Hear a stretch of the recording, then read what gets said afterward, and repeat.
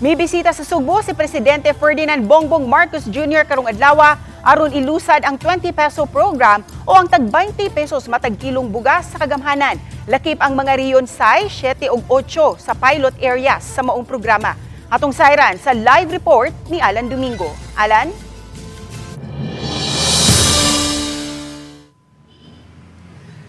So kwahe sa ato ang gilaumang kaganina nga unta si Presidente Bongbong Marcos ang mopahibaw ni apan wa moatubang siya sa media. Ina iyang gitahasan si Secretary Laurel sa Department of Agriculture nga mo detalye nining maong programa. Nakigtigom ang presidente sa mga gobernador sa tulo ka rehiyon sa Bisayan sa gallery sa Cebu Provincial Capitol diin gitakdang ilusad ang P20 program sa kagamhanan. Kiniisip kabahin sa pagtuman sa saad nga tag 20 pesos nga matag kilong bugas alang sa mga Pilipinhon sa nasod. Matod ni Agriculture Secretary Francisco Laurel nga katambayayong nila ang ahinsya sa piniling mga lokal government unit sa lalawigan sa Sugbo, Leyte, Siquijor ug Aklan. Ang napiling mga LGU mohatag og counterpart aron makapalit og bugas gikan sa Food Terminal Incorporated nga ubos sa Department of Agriculture aron mapadayon ang programa sa kagamhanan. Ipatuman ang programa hangtod sa Disyembre ug posibleng lugwayan kini hangtod sa Pebrero sa sunod tuig. Gikiraklang ilusad kini sa sunod semana. Our President has given the directive to the Department of Agriculture to formulate this to be sustainable and ituloy-tuloy hanggang 2028. Kahinumduman nga unang gilusad sa Cebu Provincial Government ang Sugbo Merkado Barato kun SMB program ni atong tuig 2023 kun diin gibaligya sa lalawigan ang bugas sa kantidad nga 25 pesos lang ang matag kilo. Apa nahunong kini tungod kay limitado lang ang mahatag nga supply sa bugas sa National Food Authority kun NFA. Adunay lagda usab nga gisubay sa programa nga kadtong anaalang sa listahan sa DSWD ang mamahimong makapahimos niini.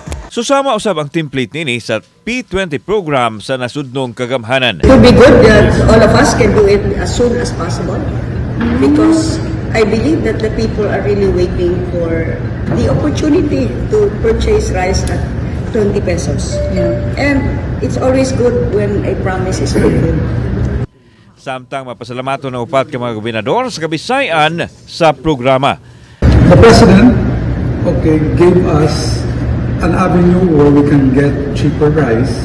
The LGUs will subsidize a bit, but the distribution on how it will be given to the people, how it can be accessed by the people is really up to the LGU.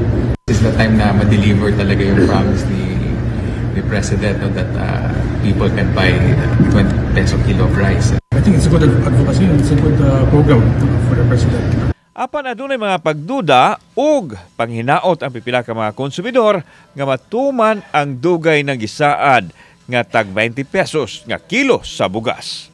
Unya na ko mo to kung matilaw din na. Makapalit na yung gas. Oh, sa pagkakaroon brag 50-50 pa. Mahal ko ang karoon kanang mga puso ro ba? Nga.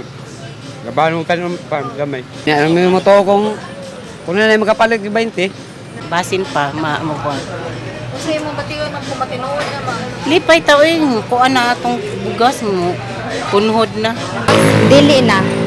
Kay lisod naman mo adjust ang mga farmer god kay kung mo adjust sila, mas malugi man sila. Maong dili na jud na siya mahimo nga ma-20 pag yun. Ses, taliwa pa man sa pagduha-duha karon sa tumak kaigsuunan kung mapatuman ba yun ng 20 pesos nga matag kilo sa bugas. Humay, apan determinado atong kagamhanan nga maimplementar kini og masustinihan hangtod gani sa 2028. Ses. Dagang salamat, Alan Domingo.